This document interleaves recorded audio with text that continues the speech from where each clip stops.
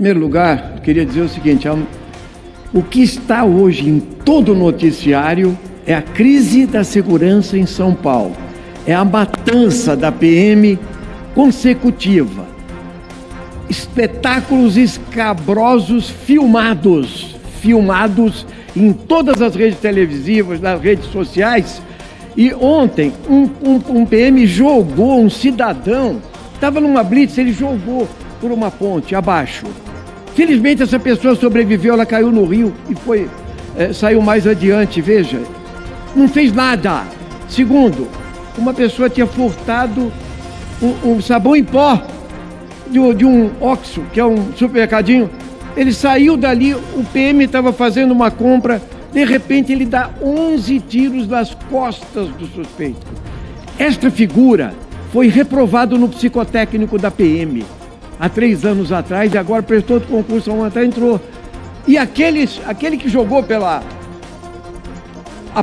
ponte falou que foi um ato impensado. Não.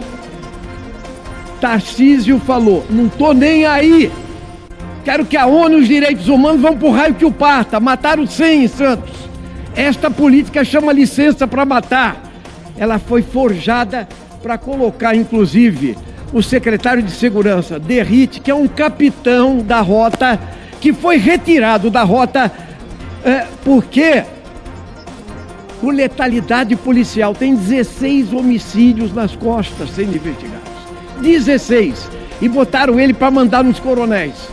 Como elegeram o Bolsonaro para mandar nos generais, e deu no que deu. Agora estão falando para os generais que queriam dar golpe. Covarde. Então eu quero dizer a vocês o seguinte: há uma grita na sociedade para tirar. E secretário de Segurança é alguém que estimula a matança. A lógica de bandido bom é bandido morto. Ou qualquer cidadão, até um estudante de medicina foi morto. Ele defende qualquer coisa, e agora pegou no pé. Hoje o Tarcísio estava aqui, o repórter da Globo encurralou ele: por que o senhor vai demitir o Derrite? Ele falou: é só ver as estatísticas, elas são boas. As estatísticas são: cresceu a letalidade policial 78%. 78%. 500 mortos em São Paulo. E ele fugiu da entrevista coletiva, tá certo? Há um grande movimento, tem ato marcado em São Paulo, fora Derrite, para tirar esse cidadão da Secretaria de Segurança, porque ele armou a sua própria equipe, ele afastou mais de 20 ou 30 coronéis, e ele está fazendo uma ouvidoria própria. Não tem mais ouvidoria. Nós estamos entrando com uma ação popular para derrubar essa medida, que a ouvidoria está denunciando os crimes e eles. Então nós estamos vivendo um momento em que não se dá nome, se afasta a gente, ninguém sabe como o processo termina, e eles estão fazendo disso plataforma eleitoral. Matança em São Paulo é plataforma eleitoral para eleger. Sabia? O Derrite é o candidato dele, ou para o Senado ou para o governo. O que nós vamos fazer lá?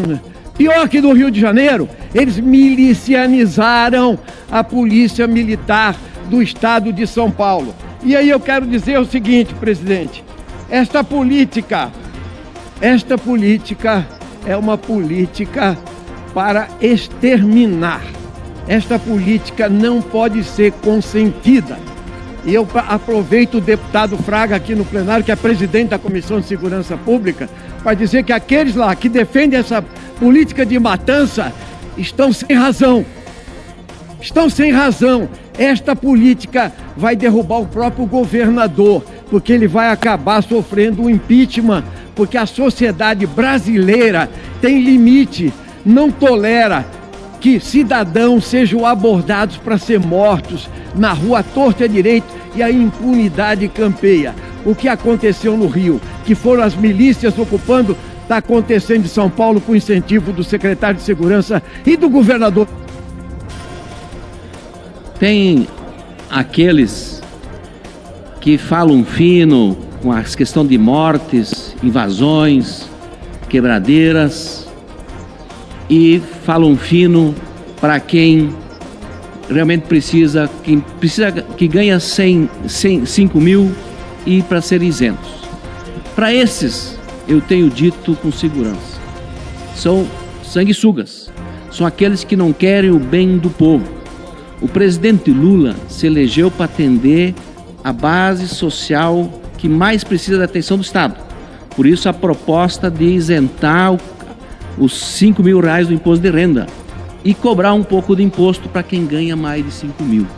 Então esse parlamento que se postar contra a isenção de quem ganha 5 mil e não permitir justiça fiscal para quem cobrar um pouco de quem ganha acima de 50 mil, que são muito poucos, está cometendo um grande equívoco e vai realmente ficar para a história como quem não quer o bem do povo que mais precisa.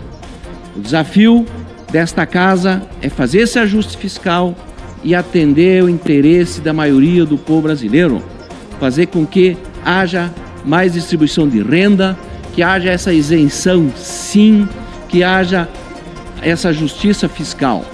Eu defendo isso e também quero que haja a prisão de quem cometeu crimes, que haja justiça, que haja dentro do rito do processo legal, que todos tenham a presunção de inocência, mas que quem cometeu crime seja punido com rigor da lei.